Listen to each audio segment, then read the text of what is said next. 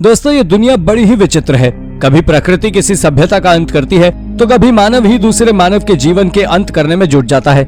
लेकिन इन दोनों में एक बात समान है और वो है विनाश। जब भी विनाश हुआ है तब किसी न किसी सिविलाइजेशन का अंत जरूर हुआ है, लेकिन अंत के साथ साथ उनके द्वारा बनाए स्ट्रक्चर्स खाली हो जाते थे, क्योंकि प्राचीन समय में ज्यादातर राजाओं का केवल एक ही उद्देश्य होता था कि वो दूसरे को बता सके कि वो कितने ज्यादा ताकतवर हैं। इसी वजह से वो अपने दुश्मनों को मार तो देते थे पर उनकी जगह को जस का तस छोड़ देते थे, जिस वजह से पास की ज्यादातर रहस्यमयी जगहें आज भी मौजूद है। तो चलिए, क्योंकि इस वीडियो में हम आपको पास्ट की कुछ ऐसी ही मिस्टीरियस और स्ट्रेंज लोकेशंस के बारे में बताने वाले हैं। आइए शुरू करते हैं आज की इस वीडियो को। नंबर 10, हेट्यूसा।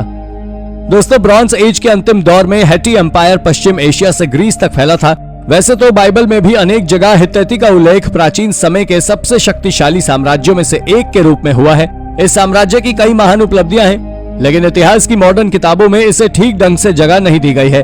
इसके बावजूद भी 20वीं सदी की शुरुआत तक हित्तैती साम्राज्य के बारे में जानकारियों को केवल सुनी सुनाई बातें माना जाता था, क्योंकि इस संबंध में कोई सबूत नहीं थे। लेकिन फिर हेट्यूसा शहर के खंडहर मिलने के बाद तस्वीर बदल गई और यहाँ से सैकड़ों की संख्या में मिट्टी में अंकित लेख मिले हैं, जिनमें इस साम्राज्य के डिप्लोमेटिक निर्णयों के बारे में जानकारी है। इनर सिटी में राजमहल, प्रशासनिक भवन और मंदिर थे, जबकि आउटर सिटी में कई द्वार थे जिन्हें योद्धा, सिंह आदि की आकृतियों से सजाया गया था। हित्तैती साम्राज्य की राजधानी होने के चलते ये दुनिया के सबसे शक्तिशाली शहरों में गिना जाता था। माना जाता है कि उन दिनों यहाँ 40 से 50 हजार लोग रहा करते थे।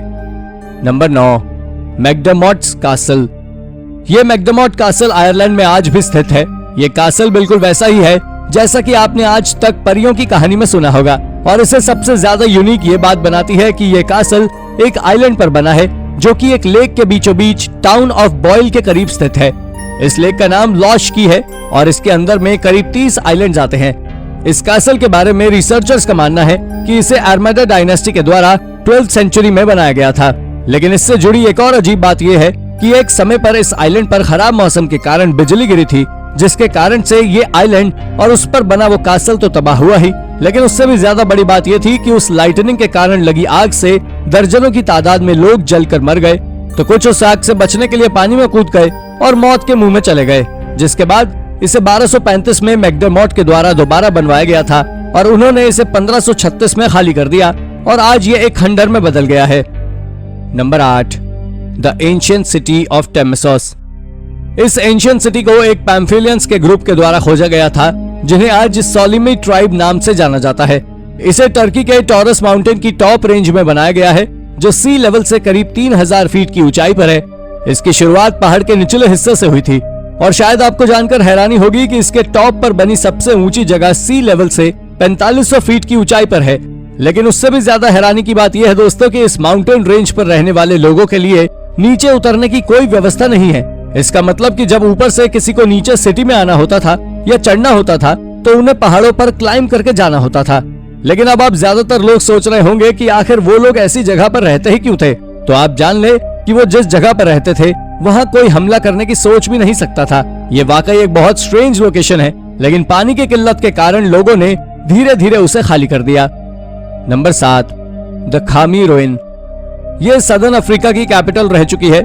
जी हाँ, मैं किंगडम ऑफ बुटुआ के बारे में बात कर रहा हूँ, जो प्राचीन अफ्रीका की सबसे बड़ी सिटीज में से एक थी। ये 1450 से लेकर 1644 एडी तक कैपिटल रही। आर्कियोलॉजिस्ट का मानना था कि इस सिटी को लोगों ने तब बनाया होगा जब लोगों ने किसी बड़ी सिटी को छोड़ा होगा। ये सिटी कितनी ज्यादा ताकतवर थी इसका अंदाजा आप इस बात से ही लगा सकते हैं कि इस सिटी से सोने का व्यापार अरब और पुर्तगाल जैसे देशों तक में किया गया है। इसे खामी रिवर के किनारे बनाया गया था, जो इसके नाम के पीछे का सबसे बड़ा कारण बना। यह शहर करीब 266 एकड़ जमीन में फैला हुआ है, लेकिन यह शहर आज देखने में पूरी तरह खंडर हो चुका है, जिसके पीछे का कारण तो किसी को नहीं पता। लेकिन इसके लिए आर्कियोलॉजिस्ट ने यह अंदाजा लगाया है कि जरूर इस सिटी पर भी एक जोरदार हमला हुआ होगा, जिसके कारण आज ये भी खंडर जैसा ही है। नंबर 6, एलिफेंट केव। दोस्तों, गोवा गजाहा वाली इंडोनेशिया में एक अद्भुत आर्कियोलॉजिकल साइट है। इसकी सबसे डरावनी बात यह है कि जैसे ही आप गोवा गजाहा के अंदर प्रवेश करते हैं तो प्रवेश द्वार पर ही आपको एक डीमन का मुंह देखने को मिलेगा। लेकिन शायद आपको जानकर आश्चर्य जरूर होगा कि कोई डीमन नहीं है, बल्कि हिंदुओं के देवता हैं, जिनका नाम बोमा है। और ये स्ट्रक्चर कोई 2 या 3 सेंचुरी पहले के नहीं है, बल्कि ये 1000 साल से भी पहले इस नेचुरल गुफा के बाहर कार्व किए गए थे। ये इंडोनेशिया में उबुद के पास बाली आइलैंड पर स्थित है। इसके बारे में आर्कियोलॉजिस्ट का ये मानना है कि इस गुफा के बाहरी स्ट्रक्चर का निर्माण 9वीं शताब्दी में किया गया था। लेकिन इसके बारे में एक और मिथ ये है कि जो बाहर डीमन माउथ मौजूद है, ये इंडोनेशिया में रहने वाले एक रैंडा नाम के डिमोन का है, जो बच्चों को कच्चा खा जाया करता था। ये जो भी है, इसके बारे में कई सारे मिथ हैं, लेकिन आपका इसके बारे में क्या कहना है, हमें कमेंट करके जरूर बताइए। Number 5, the Limes Arabicus. दोस्तों, ये एक सिंगल स्ट्रक्चर है जो बिल्कुल रेगिस्तान के एक छोर पर बना हुआ है, जिसे पुराने समय में राजा महाराजा दुश्मन को अपनी सीमा पार करने से रोकते थे। दरअसल जब आर्कियोलॉजिस्ट ने इस बात पर रिसर्च की तो पता चला कि ये रोमन प्रोविंस अरेबिया पेट्रिया की बॉर्डर थी, जो रोम को अरेबिया पेट्रिया से अलग करता था। इसको कई अलग अलग राजाओं ने अपने अपने कब्जे में किया, लेकिन ज्यादा समय तक कोई नहीं टिक पाया। पर 6th सेंचुरी में ये एक मुस्लिम रूलर के हाथों में चला गया, जिसके बाद से ये पूरी तरह एक खंडर में बदल गया, जो आज भी एक खंडर की तरह ही मौजूद है। इसके बारे में भी लोगों की कई अलग अलग बातें हैं, लेकिन क्या सच है क्या गलत, इसका किसी को कोई अंदाजा नहीं है। नंबर 4, निनेवा। दोस्तों, आधुनिक उत्तरी इराक में मौसूल के बाहरी इलाके में निनेवा टिग्रिसों के पूर्वी तट पर स्थित है। ये एक समय उस नदी और द न्यूली अज़ेरियन साम्राज्य की राजधानी और सबसे बड़ा शहर था।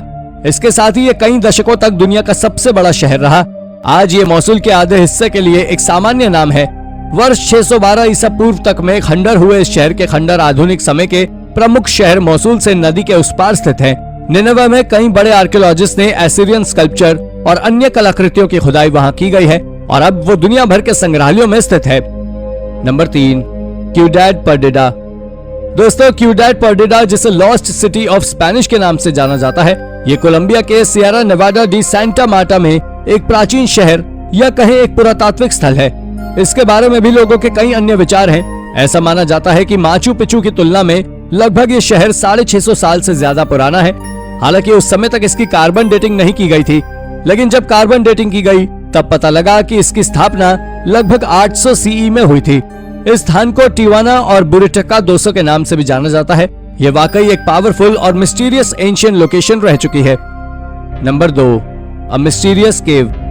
दोस्तों, आपको बता दें कि छत्तीसगढ़ के कांकेर जिले में चारामा की गुफाएं हैं, लेकिन मैं गुफाओं के बारे में नहीं बल्कि उसके अंदर बनी रॉक पेंटिंग्स के बारे में बताने वाला हूं, क्योंकि जब आप इन पेंटिंग्स को गौर से देखेंगे तो उन पेंटिंग्स में आपको साफ साफ एलियंस दिखाई पड़ेंगे जो स्पेस सूट पहने हुए हैं। ये कोई मनगढ़ंत कहानी नहीं है, बल्कि ये वही रहने वाले एक महान आर्कियोलॉजिस्ट J.R. भगत का कहना है कि ये पेंटिंग्स आज से करीब 10,000 साल पुरानी है।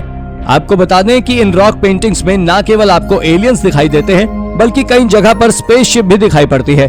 और इसी के चलते J.R. भगत का कहना है कि इन चारामा केव्स में बनी हुई पेंटिंग्स के ऊपर नासा या इसरो को रिसर्च करनी चाहिए। लेकिन दुर्भाग्य की बात यह है कि अभी तक दोनों में से किसी ने भी इसके ऊपर रिसर्च करने के बारे में कुछ जवाब नहीं दिया है। नंबर 1, कातना। दोस्तों, साल 2021 के अंत में आर्कियोलॉजिस्ट ने इराक में बहुत फैसिनेटिंग डिस्कवरी की थी। ये डिस्कवरी इराक के अलग अलग हिस्सों में एक साथ की गई थी, जिसमें आर्कियोलॉजिस्ट ने एक मॉस्क खोजा था जो 1400 साल पुराने उमायद पीरियड के दौरान का था और पूरी तरह मिट्टी का बना हुआ था।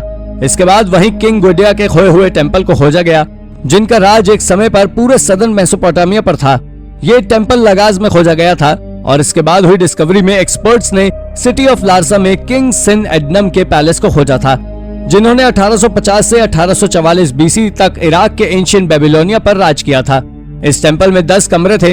आपको बता दें कि ये टेम्पल्स इराक के अलग अलग हिस्सों से अलग अलग प्राचीन सिटीज में खोजे गए थे। ये डिस्कवरी इराक में की गई सबसे गॉर्जियस डिस्कवरीज में से एक है। तो दोस्तों, ये थी हमारी आज की वीडियो। अगर आपको ये वीडियो पसंद आई हो तो वीडियो को लाइक करें और जाते जाते चैनल को सब्सक्राइब करना भी ना भूलें। धन्यवाद।